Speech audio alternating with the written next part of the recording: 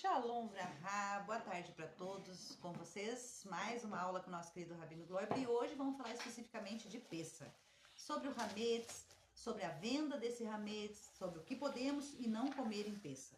Então vamos iniciar agora uma aula muito educativa sobre as leis de Pessah e Hametz.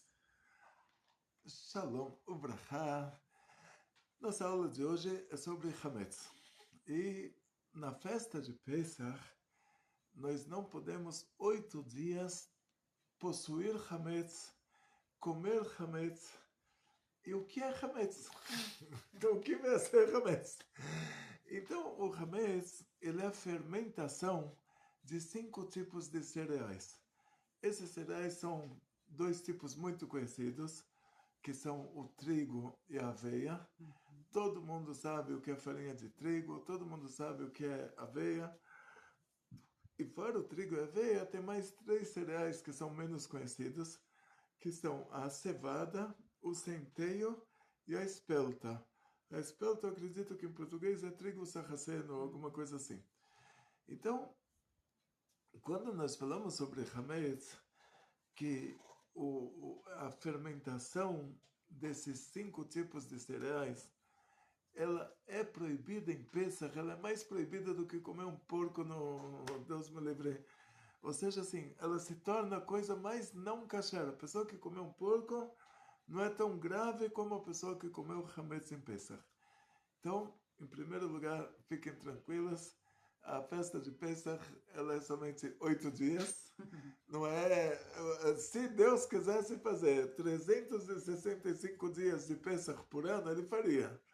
Mas, por Hashem, ele levou em conta a nossa situação, fez somente 8 dias.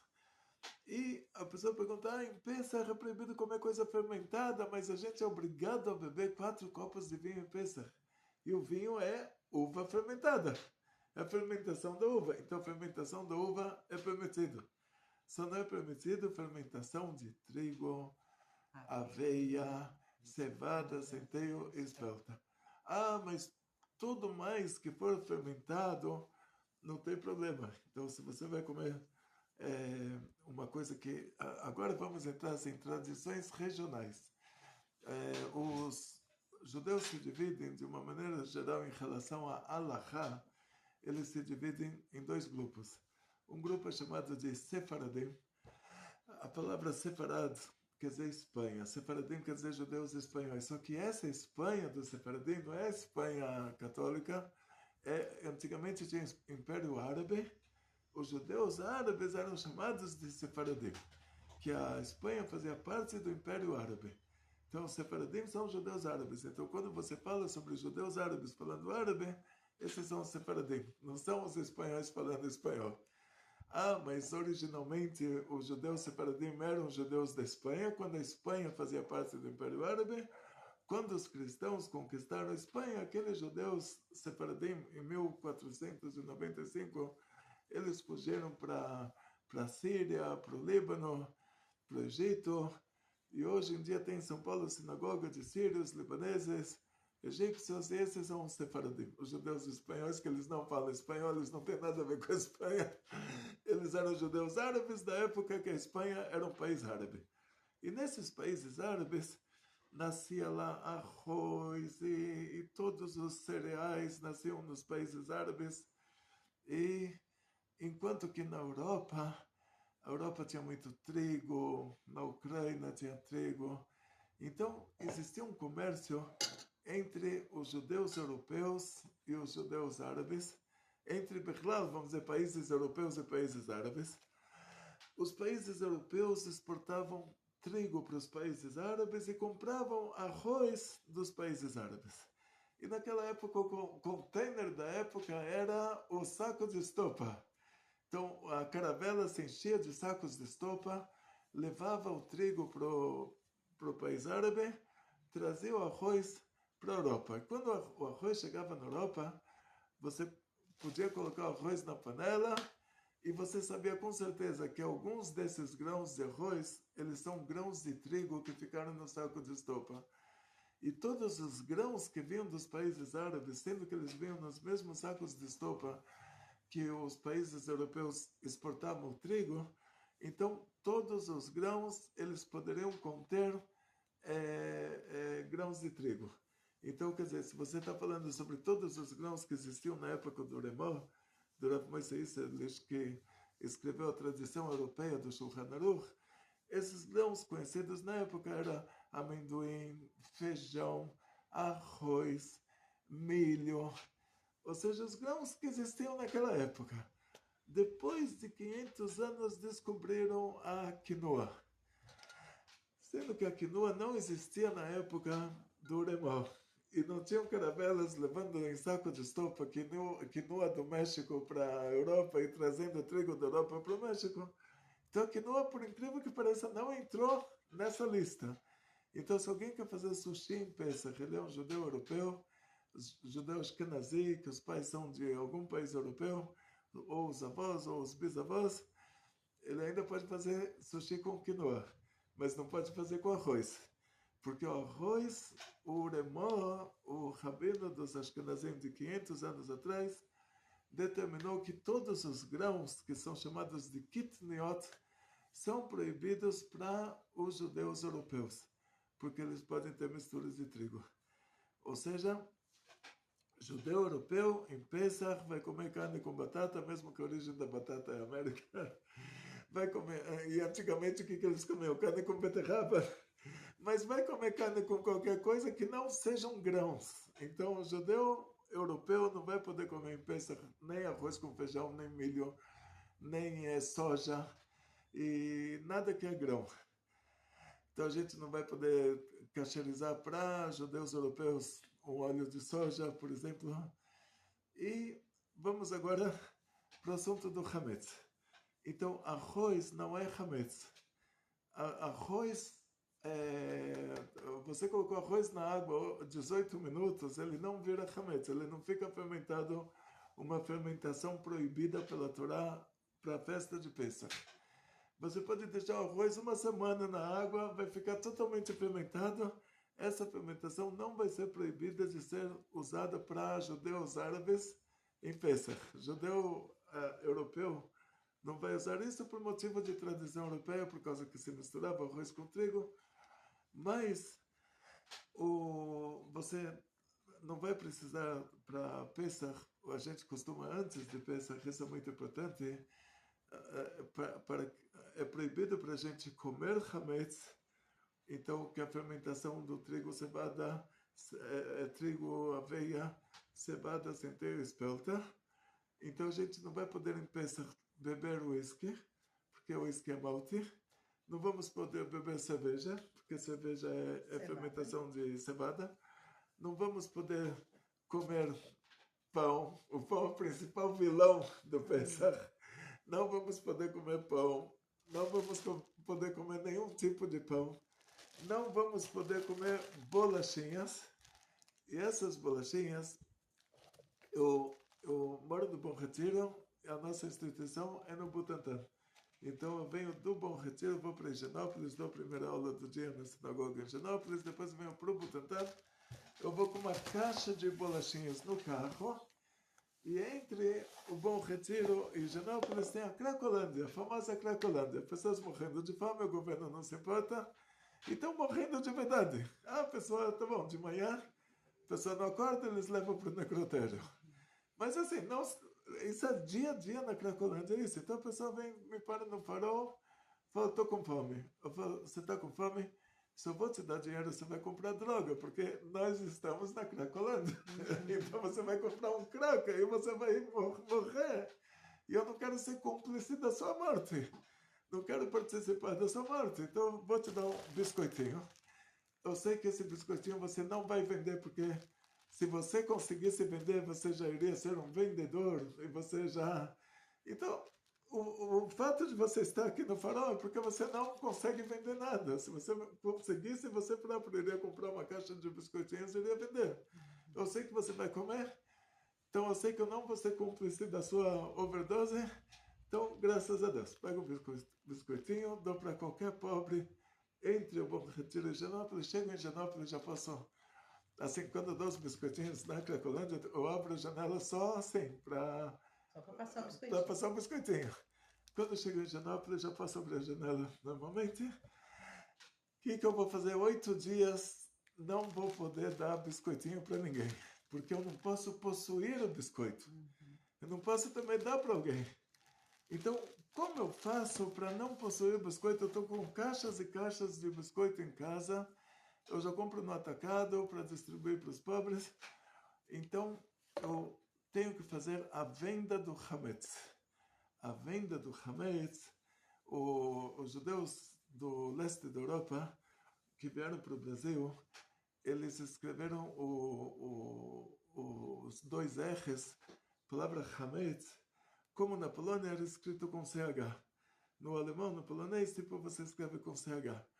Então, você digita venda Hametz, tipo que é o Hametz, assim, escrito na versão europeia, e vai te aparecer, a minha diretora vai colocar para vocês aqui o site aqui embaixo,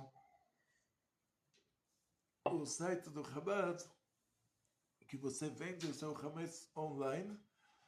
Você tem que saber escrever lá.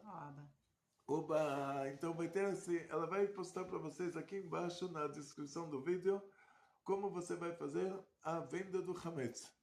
Então é uma venda online e você vai estar vendendo o Hametz de acordo com o fuso horário do país que você se encontra. Porque se você está em São Paulo, que é onde a gente se encontra, e você vende o seu Hametz em Israel, o seu Hametz vai ser vendido antes, vai ser comprado antes. Então você vai ter o Hametz dentro de Pesach, que o seu Hametz vai ser entregue para você de volta dentro de Pesach. Antes de terminar o Pesach para você aqui no Brasil. E lá em Israel são 7 dias, aqui são 8 dias. Então você vai ter Hametz. E por que aqui é 8 dias e lá é 7? Porque nossos sábios, eles receberam uma permissão da Torá de fazerem decretos, de fazerem algumas, a gente vai chamar isso de mitzvot de Rabanan. Ou seja, assim, pela Torá, Moshe Rabbeinu, ele recebeu a Torá de Hashem, de Deus. Deus decretou para nós 613 mandamentos divinos. E um desses 613 mandamentos divinos é que tudo que os nossos sábios vão determinar do lugar que Hashem escolher, que é o Bet HaMikdash, o templo sagrado de Jerusalém, e lá tinha uma parte daquele templo sagrado se chamava Lishkat Sanhedrin, que era onde se encontrava o tribunal rabínico de 71 sábios, e tudo que eles vão decretar daquele lugar vai ser como se fosse um decreto divino, como se fosse um mandamento da Torá.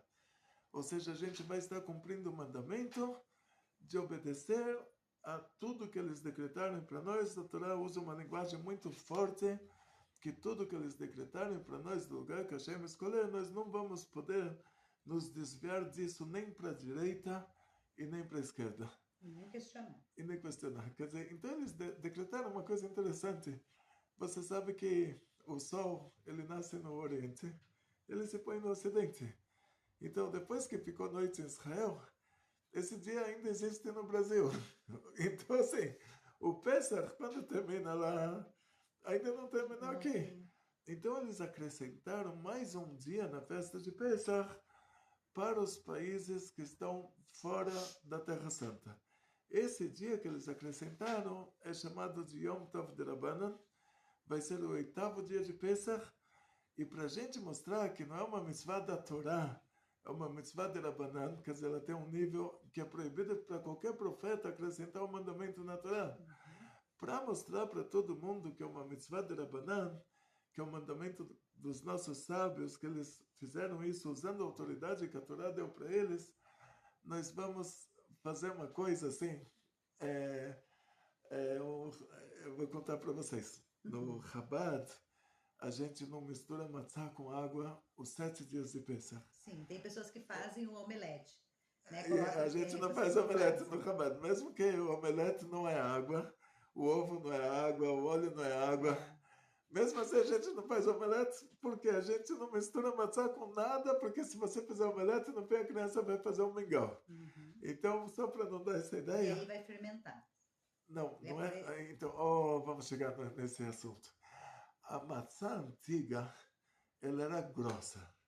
E Uhum. essa maçã grossa, às vezes ficava um pouco de farinha dentro dela, e de acordo com algumas opiniões, essa farinha ela poderia novamente se fermentar. Então, vou mostrar para vocês essa maçã é da Ucrânia. Como é hoje a maçã. Como é hoje a maçã. Tá Essa virada. maçã Tá virada, Ava. Tá virada. que Aí. agora está normal. Agora tá normal. Então, essa maçã foi feita na Ucrânia. A Ucrânia, vocês sabem, eles estão no meio de uma guerra, mas isso não atrapalhou a comunidade judaica De de fazer fazer maçã. as matzot. E vou mostrar para vocês assim a maçã por dentro, como ela é. E ela é um pão que não fermentou. Ou seja, a maçã, olha só como ela é Disco fininha. fino. Ela é feita. Eu fui masguer de fábrica de matzot lá em Israel. A nossa yeshiva, ela possuía uma fábrica de matzot. E 2 dias eram os próprios alunos que faziam as matzot. Nós fazíamos para nós próprios. Uhum. E eu era o masguer. Eu tinha que Cuidar, supervisionar. supervisionar. E o que acontecia é assim, que o trigo era colhido antes dele ficar umedecido, que lá em Israel não chove até a colheita do trigo. Sim, então é bem seco o É clima. bem seco. Então, o trigo era colhido, depois ele era verificado um a um. Eu já participei dessa verificação também, para as maçotas do Rav Landau de Bnei Brak. O trigo é verificado um a um para ver se não tem um trigo que molhou por engano, vai saber de onde. E sendo que o trigo era seco e não foi lavado, não foi higienizado como o trigo brasileiro. Sim. O trigo brasileiro, para É ser higienizado. vendido, ele é higienizado, então ele já se torna hametz, porque o trigo em contato com a água, 18 minutos, ele vira hametz. Ele é considerado uma fermentação proibida pela Torá para a festa de Pesach. Então, aquele trigo que foi colhido especialmente para Pesach, e foi verificado que não tinha nenhum deles que se inchou assim um pouquinho. E ele era moído, e aí a primeira pessoa na fábrica de matzot, ele tinha uma bacia de alumínio, com uma caneca de alumínio. A caneca estava cheia de farinha, ele jogava a farinha dentro da bacia, e a pessoa que estava ao lado dele jogava um copo de água na farinha. E ele começava a mexer rápido. Então agora começou um processo de 18 minutos, que se essa maçã for assada antes desses 18 minutos, quer dizer, no 18º minuto ela tem que estar assim. Já assada. Já totalmente assada. Se demorou 19 minutos, isso aqui é um pão. Não é mais uma maçã. Isto é equivalente a isto. Quer dizer, se passou 18 minutos, a matzá, mesmo com essa cara linda de matzá que ela tem, ela é um pão.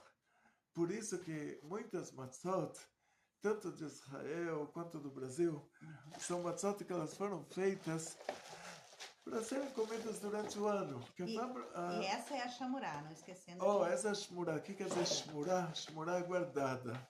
Shmurá é que esse trigo foi guardado, tomaram conta desse trigo desde a colheita dele.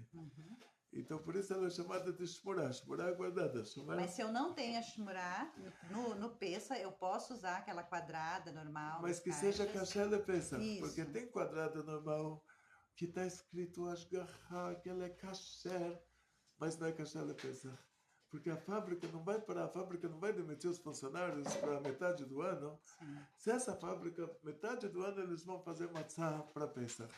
A outra metade do ano não vão demitir os funcionários. Aí eles fazem matzá, que essa matzá não é kasher lepesach, ela vai ser usada para o ano inteiro. E a gente tem uma lista, né, Ava? Uma lista, então, lepesa. Então, nessa lista de Pesach, vocês vão encontrar no BK, no BDK, e o problema maior vai ser as matzot importadas. Que as importadas, você vai ter que saber, ela vem com o selinho do rabino, mas me pega, por favor, doutor, essa farinha de...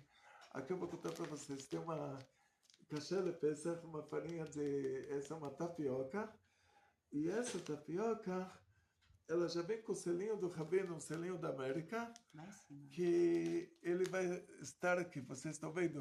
A letra O e a letra K Tá?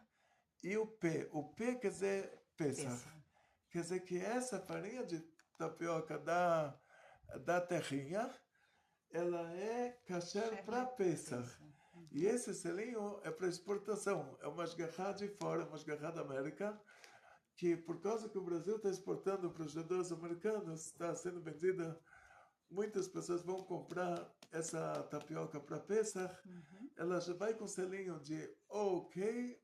P, que é P. o Pessa. Pesach. E a gente perguntou antes, logicamente, né, Aba? E Sim. confirmamos isso. Confirmamos, então, esse P aqui é Pessa, não é Parve, tá? E o que acontece aqui? Ela tá na lista BKA. Na BDK você não vai achar, mas se você acessar a lista BKA, você vai ver ela como kasher le Pessa. E o Pzinho quer dizer Pessa, não Parve.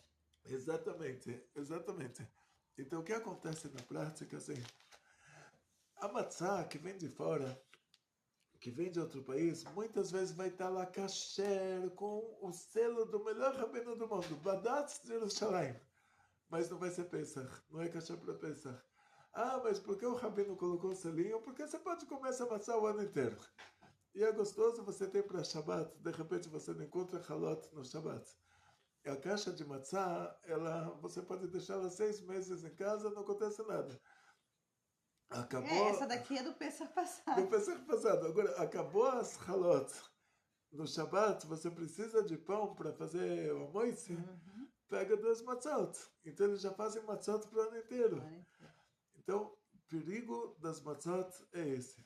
A matzá é a coisa mais perigosa do Pesach. Porque a maior proibição do Pesach é pão, e matzá, que ela não é uma matzá, kasher de Pesach, ela é um biscoito, ela é uma creme cracker.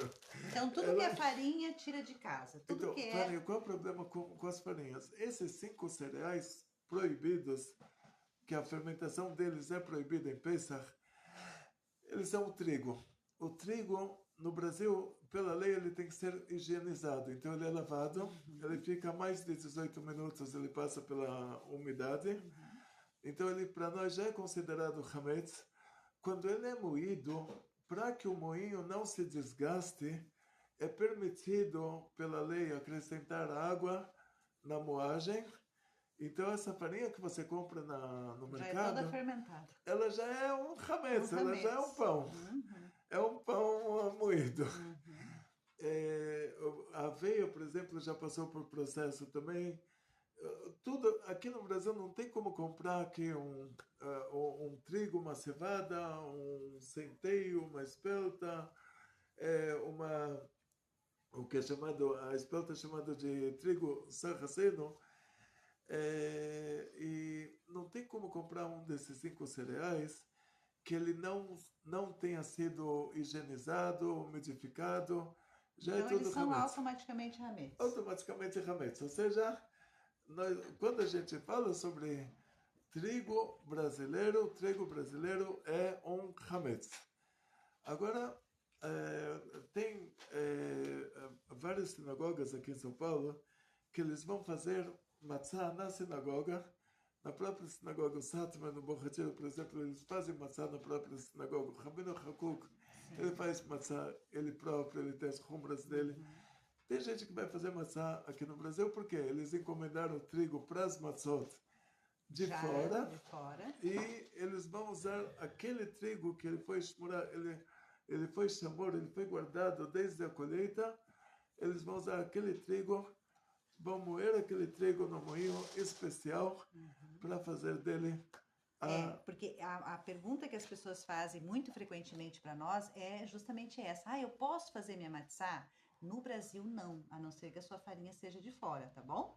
Aí, meu esposo querido...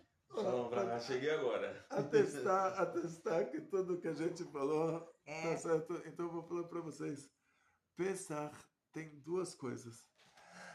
A proibição de se comer hametz. Quando a Torá fala sobre... A Torá usa a palavra Pesach, a Torá está se referindo ao sacrifício de Pesach, ao Korban Pesach. A Torá não está falando sobre a festa de Pesach. A festa de Pesach, pela Torá, vai ser chamada de Chag HaMatzot, festa das Matzot. E quando a Torá fala Pesach, é o sacrifício, é o carneirinho. Então, por que a gente faz... Então, o que é Pesach, Abba? Então, Pesach, quando a gente fala fiz a a pergunta. palavra... O que é Pesach? O que é Pesach? Quando a Torá fala Pesach, está se falando sobre o sacrifício daquele carneirinho e o motivo do sacrifício. Toda a gente vai depois fazer uma aula sobre isso. Certo. Porque o carneirinho, ele era o Deus do Egito e Hashem pediu para o povo de Israel, para sair do Egito, tinha que ter um mérito. O tribunal divino estava dizendo, olha, os egípcios são os idólatras, os judeus são os idólatras, eles rezam para o mesmo Deus. Por que você tem que fazer um milagre para um, e abrir o mar para nós e fechar o mar para eles? Por quê? Porque eles são idólatras. Aí Hashem falou, não, então pediu para a gente, pega o Deus deles, que era o carneirinho, E como? e faz uma shritá, faz um abate, faz dele um churrasco, come. Você vai mostrar para o tribunal divino que você não é um idólatra. Você vai ser a origem do Korban Pesach. E aí aquele Korban Pesach, o primeiro Korban Pesach do Egito, tinha que colocar o sangue dele nos lados laterais da porta, na parte de cima da porta, batente, porque Hashem ia se revelar no Egito e só ia ser salva a pessoa que tinha o mérito. Que matou, né? Que provando matou, que matou e passou o sangue quer dizer, do Deus do Egito nos umbrais da porta. Eu estava rezando para esse carneiro até ontem, mas agora, ao contrário, fiz chuvá, matei o Deus dele, estou rezando só para o nosso. Então esse que é o Icaron. Mas a gente vai fazer uma aula sobre isso mais profundamente. Agora, o que eu queria contar para vocês, que muitas pessoas, eles perguntam sobre o Hametz. Então, Hametz, novamente, para ser considerado Hametz, que é a fermentação desses 5 cereais, tem que ser fermentação somente desses 5 cereais. Então, por exemplo, o whisky. A pessoa vai falar, o whisky não é pão. Tá bom, o whisky não é pão. Mas o whisky é fermentação de malte. Sim. E malte é Hametz. É derivado, assim, é uma ramificação desses 5 cereais. A pessoa vai falar, cerveja não é pão.